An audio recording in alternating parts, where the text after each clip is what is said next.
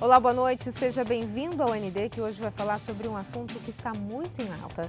Faz uma semana da decisão do STF que anulou a prisão depois da segunda instância. Sobre esse assunto, eu converso hoje com o Dr. Ramon Mateus Júnior, desembargador do Tribunal de Justiça do Estado de São Paulo. Tudo bem, doutor? Seja muito bem-vindo. Obrigado, boa noite, Roberta. Agradeço o convite, é uma honra estar aqui e vamos debater aí. Falar sobre esse assunto que está em alta, né? Que aflige o Brasil atualmente. Depois de uma semana da decisão que abriu o caminho para a liberação de até 4.895 presos, como é que está o cenário hoje? Veja bem, nós vivemos também um momento midiático muito forte. Na verdade, o preso que está cumprindo a pena nos presídios, porque já está efetivamente condenado, esses não se mexeu. O que acontece é que a nossa Constituição era clara ao prever que as pessoas só poderão cumprir pena, ser presa para cumprir pena, com a sentença penal condenatória transitada em julgado. Ocorre que, há algum tempo atrás, discutiu-se no Supremo, e uma turma decidiu, que se poderia começar um cumprimento de pena de forma provisória. Cumprir a pena provisoriamente é já cumprir a pena antes do trânsito em julgado. Trânsito em julgado, só para as pessoas entenderem, é até o final. O que seria o trânsito em julgado? Seria aquela sentença, aquela decisão, aquele acórdão, não é, emitido pelo Poder Judiciário, ao qual não cabe mais nenhum recurso. Okay. Enquanto é possível um recurso, nós não temos o trânsito em julgado. Então, nas decisões judiciais, nós só cumprimos as decisões quando elas estão transitadas em julgado. Já não tem mais o que debater. Tanto na área civil, como na área criminal. Porque isso é uma garantia de que você somente será executado quando aquela decisão foi definitiva. Se ela ainda não foi definitiva e você pode revertê-la, a execução que começarem precipitadamente pode lhe gerar um dano. E gera um dano irreparável. No campo do direito privado, nós temos por hábito a execução provisória, até porque mexe com questão patrimonial. Então, quando nós temos uma decisão ainda não transitada em julgada, mas líquida e certa, a parte vencedora pode dar início à execução chamada provisória. Ela vai adiantando os atos de execução para que, quando transitada em julgada a sentença, ela já esteja com o processo de execução praticamente aparelhado, né? Todo pronto para cumprir aquela pena, para cumprir aquele pagamento daquele valor. Uhum. Então é possível, até porque também no campo do direito privado, se porventura aquele recurso interposto, por isso que ela ainda não transitou em julgado, né? Cabe um recurso. Reverter o julgado, a questão patrimonial é fácil resolver, nós recolocamos as coisas nos lugares. Sim. Se a casa estava penhorada, levanta a penhora. Se havia sido feita a venda, devolve o dinheiro para o devedor, porque ele venceu. Então, é tranquilo. O problema é a execução provisória no campo do direito penal, porque a liberdade ninguém te devolve. Sim. Imagine que nós temos uma pessoa condenada em primeiro grau por um delito, né? Estelionato. Então, recebeu lá uma pena de X anos de prisão por esse delito. E o tribunal confirma a decisão do juiz de primeiro grau.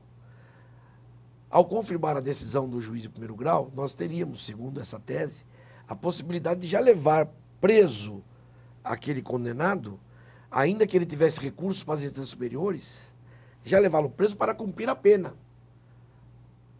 Agora não pode mais. Agora não pode mais. Mas esta decisão, ela acontecia por força dessa interpretação que foi dada com a Constituição Federal pelo Supremo Tribunal Federal.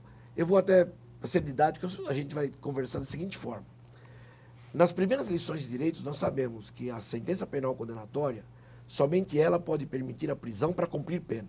Está no artigo 5º da Constituição Federal, é o inciso 57, se não me engano, que ele diz, somente será considerado culpado após o trânsito em julgado da sentença penal condenatória. Então, eu só posso dizer que a pessoa é culpada quando a sentença penal condenatória não tem mais recurso. Isso é o princípio. Ok. Tá? Ora, se alguém é condenado por um juiz de primeiro grau, que é o juiz de direito das cidades, das comarcas, se é condenado por um juiz e recorre, né, a sentença não transitou em julgada, vai para o tribunal, não pode ser preso. Que seria a segunda instância. Chega no tribunal, o tribunal confirma aquela sentença. Também não poderia ser preso, porque se ainda cabe recurso, a sentença não transitou em julgado. São quantas instâncias até... Em regra, 2. É que é possível uma terceira. Quando viabiliza a terceira, não ocorre o trânsito em julgado.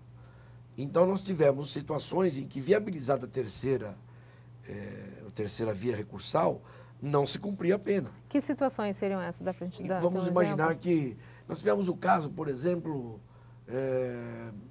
deixa eu ver se eu lembro algum, daquele Pimenta, o jornalista que matou, acho que a namorada, alguma coisa assim.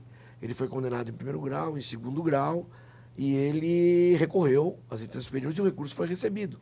Teríamos que aguardar o julgamento desse recurso. A terceira instância é o STF? É o STF. Já... Ou até mesmo o STJ, dependendo da questão que se coloca no recurso que vai a esses tribunais. Nós temos 2 tipos de recursos para ir para esse tribunal. Para ir para o STJ são os recursos especiais e para ir para o Supremo os recursos extraordinários. Ok, a gente vai para um rápido intervalo e na sequência a gente fala um pouquinho mais sobre a decisão do STF de anular a prisão depois da segunda instância. Nós voltamos já já. O ND está de volta e o nosso assunto de hoje é a decisão do STF de anular a prisão depois do julgamento em segunda instância. E sobre isso eu converso com o Dr. Ramon Mateus Júnior, desembargador do Tribunal de Justiça de São Paulo. Doutor, a gente está falando sobre a decisão que aconteceu há uma semana atrás, só que esse mesmo assunto ele foi julgado por praticamente o mesmo STF em 2016. O que mudou de lá para cá? Na verdade, ele não foi julgado pelo Pleno. Ele foi julgado por uma turma que analisou uma questão específica de um caso onde se entendeu que era cabível, naquele caso, a execução provisória da sentença penal, porque entendeu-se naquela ocasião que com a condenação em segundo grau, nós não poderíamos mais discutir o fato em terceiro grau, perante o Supremo ou perante o Superior Tribunal de Justiça. Se nós não poderíamos mais discutir o fato, entendeu naquela ocasião o Supremo que havia sido, então, perdido o princípio da inocência. De modo que, não havendo mais o princípio da inocência, entendeu o Supremo, podemos começar a execução da pena. Não tem nada a ver, então, com o fato de hoje, atualmente, então, a gente ter o ex-presidente Lula nessa situação. Não. O que aí, nessa situação, acho que era 2016 isso. 2016. Né? Nós já tínhamos uma situação um pouco preocupante com as questões políticas e com as decisões que envolviam a Lava Jato. Então, neste contexto, foi proferida essa decisão. Hoje, a questão foi analisada, nem especificamente isso, mas foi um dos recursos que chegou ao Supremo, que levou a análise pela Corte na sua plenitude, os 11 ministros. E até me surpreendeu a própria decisão de 6-5, porque o texto constitucional é claro em dizer que só se considera culpado com o trânsito em julgado. É evidente que o Supremo também analisou essa questão sobre o aspecto político. O aspecto puramente jurídico não deixa dúvida de que nós só podemos prender alguém para cumprir pena quando o trânsito em julgado ocorre. Quero dizer com isso que nós temos vários tipos de prisões. Nós temos prisão preventiva, nós temos prisão em flagrante, existe prisão para preservar o processo, prisão para garantia da sociedade. Nesses casos não se mexe. Não, o que eu estou falando é prisão para cumprir pena. Para cumprir pena tem que ter trânsito em julgado. Imagine se nós tivéssemos a pena de morte. Como é que iríamos executar provisoriamente a pena de morte, matando o réu, se ele poderia vencer o recurso? A gente pode dizer, então, que essas pessoas que foram soltas ou estão em processo de serem soltas de 2016 para cá, que não, de segunda instância, elas foram presas injustamente? Não. Todas? Não. O Supremo, inclusive, foi claro na sua decisão, dizendo que caberia ao juiz analisar a nova interpretação dada pelo Supremo em cada caso. O juiz pode muito bem, diante de uma situação X, não deferir a soltura por outros fundamentos. O que ele não pode é dizer, vai ficar preso só porque está cumprindo pena, porque ele ainda não estaria cumprindo a pena. Então, nesse caso, doutor, a gente tem cerca de 4.895 presos que podem ser soltos. E aí eu quero tocar num ponto que eu acho que é importante, porque a gente tem algumas informações que elas não são verdades, imagino eu, né?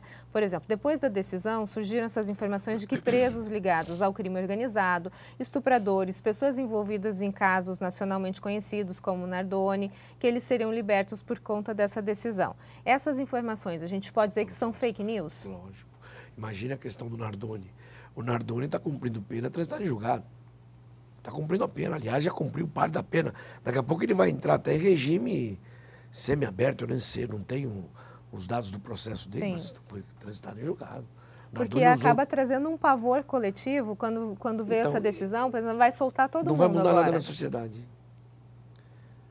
Não vai mudar absolutamente nada na sociedade. Nesses casos, por exemplo, a gente tem a questão da prisão preventiva, como foi o caso, como é o caso do Sérgio Cabral, do Eduardo Cunha. A vida inteira, nós só cumprimos pena com o trânsito da sentença penal condenatória em julgado. A vida inteira. Nunca aconteceu nada. Em 16, por causa de um caso, o que levou essa celeuma toda, efetivamente, é a questão política.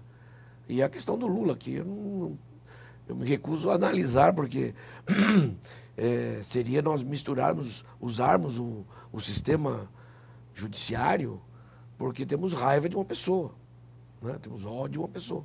Não é para isso que serve o sistema judiciário. O senhor acha que em algum momento o sistema judiciário foi utilizado dessa forma?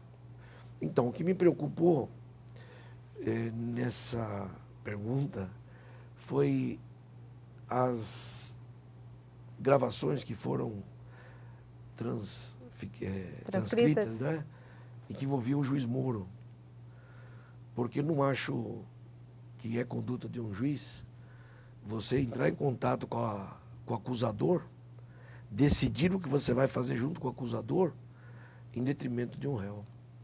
Então, por isso eu acho que poderíamos até ter anulação das sentenças que envolvem a condenação do Lula. O senhor acha que isso ainda é possível de acontecer? É possível. Vamos nos colocar numa situação. Você é condenada, né, por um crime de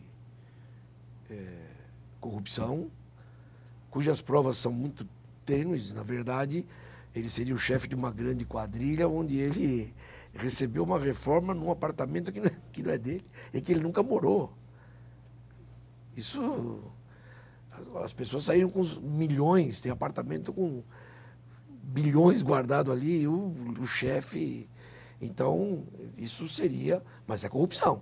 Se provado, é corrupção. Sim. Agora, nós encontramos isso tudo num contexto probatório onde o juiz toma posturas que a sociedade praticamente não entende que é normal. Mas eu não queria ser julgado por um juiz que falasse com o meu acusador, Sim. nem você. Portanto, a questão é de nulidade.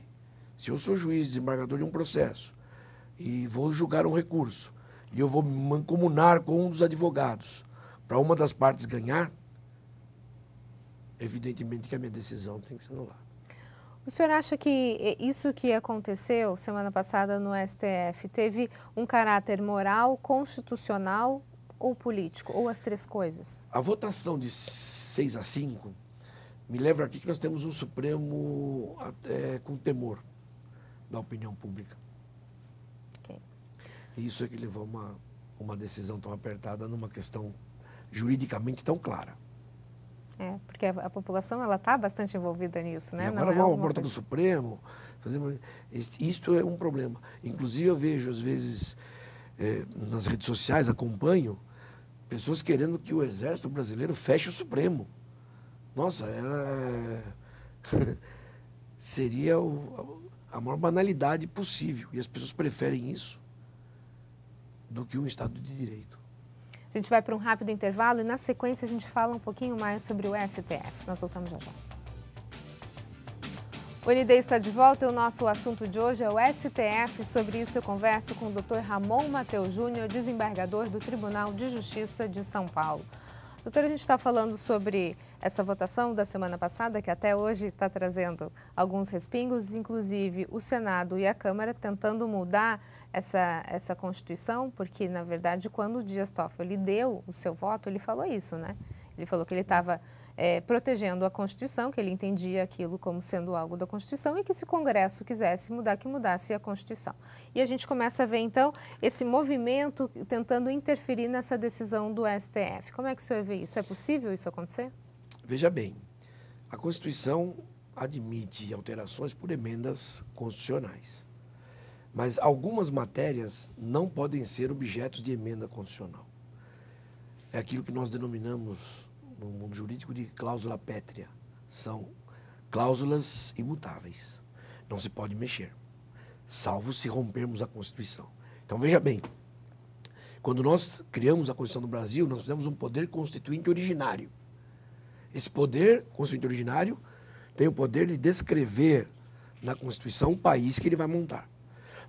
Depois de montada essa Constituição, alguns pontos desta carta não podem ser mexidos. São as chamadas cláusulas pétreas, que a própria Constituição proíbe que sejam reformadas por emendas. O artigo 5º, que trata dos direitos e garantias fundamentais, em inúmeros incisos, este artigo todo é uma cláusula pétrea. Não se pode mexer por emenda constitucional. Teríamos que ter uma reforma total, convocar um novo poder constituinte. Ou seja, se rasga a Constituição de 88 e se faz outra. Enquanto essa ser mantida, sentença penal condenatória é necessário para que haja o princípio da execução da pena. E o que é necessário, então, para se fazer uma nova Constituição? Bem, aí nós temos um movimento político. A sociedade, todas as facções sociais, todas as vertentes sociais deverão sentar e escrever uma nova carta. Eleger um poder constituinte, né, originário, fazer uma eleição para que as pessoas elejam os futuros deputados que terão a missão de escrever a carta. E aí tudo fica novamente aguardando essa nova deliberação. Veja bem, por exemplo, cláusula pétrea da Constituição brasileira, o direito de propriedade. Está lá, não se pode mexer. Ora, se mexer numa coisa por emenda constitucional, quer dizer que amanhã podemos fazer uma emenda constitucional e mexer na propriedade.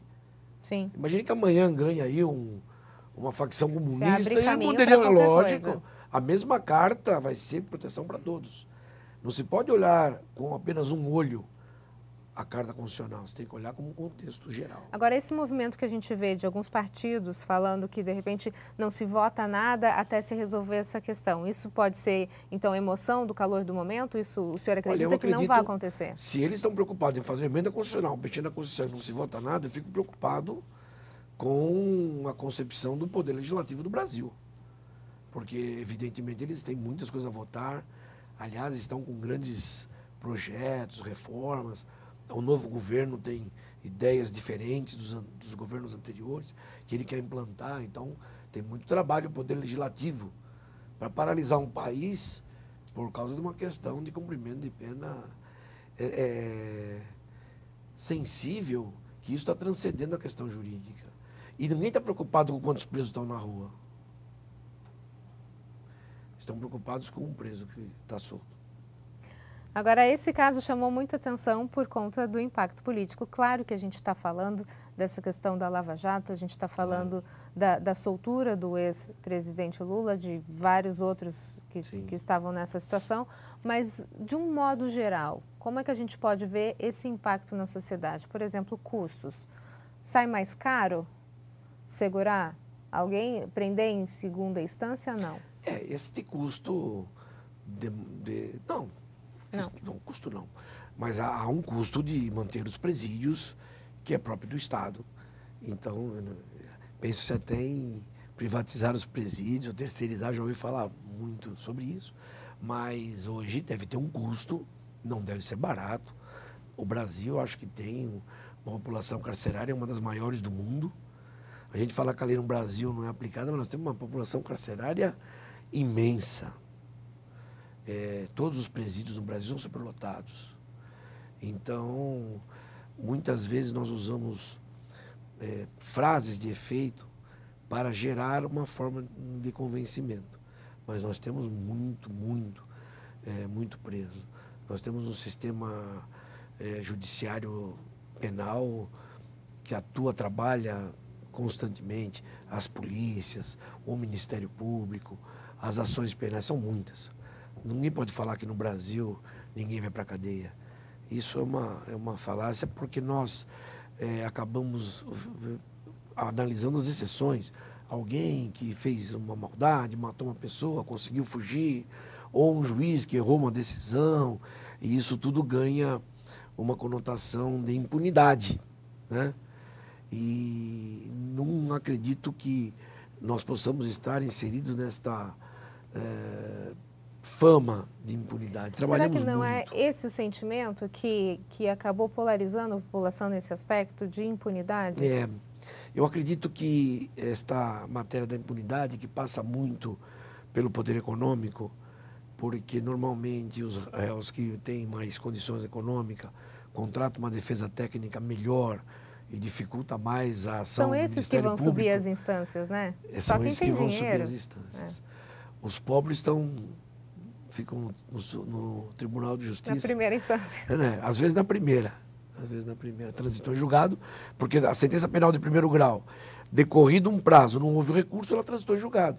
Ela se fecha, preclui, e aí ela se torna definitiva. Então, é importante que a população tenha consciência de que a prisão em segunda instância não seria algo que vai uma panaceia para corrigir a questão da impunidade. Pelo contrário, seria uma porta aberta para injustiças. Porque é pensado o direito. Ninguém acordou um dia e falou assim, vamos fazer prisão. Isso foi pensado. A história de que dá os direitos e garantias individuais passa por uma história de direitos humanos, por uma história de conflitos, por uma história em que nós não podemos admitir que enquanto alguém possa ter a sua situação de condenação analisada, já comece a cumprir pena. Pode estar preso por outros motivos, mas cumprir pena sem um trânsito em julgado pode dar ensejo a injustiças. E basta uma injustiça para infirmar a regra. Sim, doutor, muito obrigada pelas suas informações. Sucesso. Obrigado. Eu agradeço o convite. O ND fica por aqui. Uma ótima noite para você. Fique agora com o Jornal da Band. A gente se vê. Até mais.